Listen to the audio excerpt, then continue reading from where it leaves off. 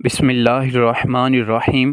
حضرت سیدنا جابر رضی اللہ تعالی عنہ بیان کرتے ہیں کہ رسول خدا صلی اللہ علیہ وسلم نے ارشاد فرمایا، قیامت کے دن اللہ کریم مومن کو بلائے گا اور اپنے سامنے کھڑا کر کے پوچھے گا، اے میرے بندے، میں نے حکم دیا تھا کہ مجھ سے دعا کر اور تجھ سے وعدہ فرمایا تھا کہ تیری دعا قبول کروں گا، تو کیا تو مجھ سے دعا کرتا تھا؟ وہ عرض کرے گا، اے میرے رب، ہاں میں تجھ سے دعا کرتا تھا۔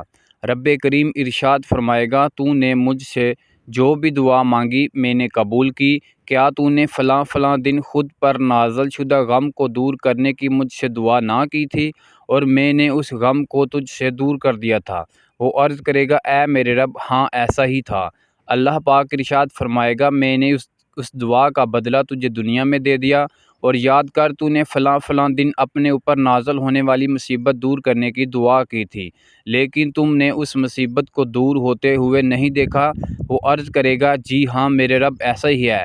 اللہ کریم ارشاد فرمائے گا، میں نے اس دعا کے بدلے تیرے لیے جنت میں فلاں فلاں نعمتیں ذخیرہ کر رکھی ہیں۔ پھر سرکار دو عالم صلی اللہ علیہ وسلم نے ارشاد فرمایا، بندہ مومن نے جو بھی دعائیں مانگی ہوں گی اللہ کریم اس کو ظاہر فرما دے گا، تو وہ دعائیں اس کے حق کے اندر دنیا میں قبول ہوئی ہوں گی یا آخرت میں اس کے لیے ذخیرہ کی گئی ہوں گی۔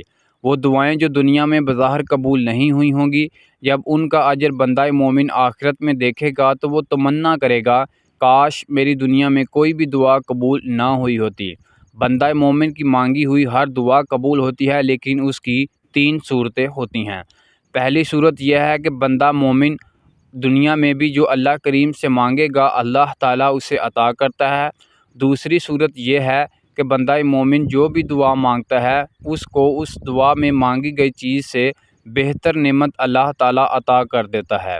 اور تیسری صورت یہ ہے کہ بندہ مومن جو بھی دعا مانگتا ہے اللہ تعالیٰ اس دعا کو بظاہر قبول نہیں فرماتا اور اس دعا کا اجر و ثواب آخرت میں عطا فرماتا ہے۔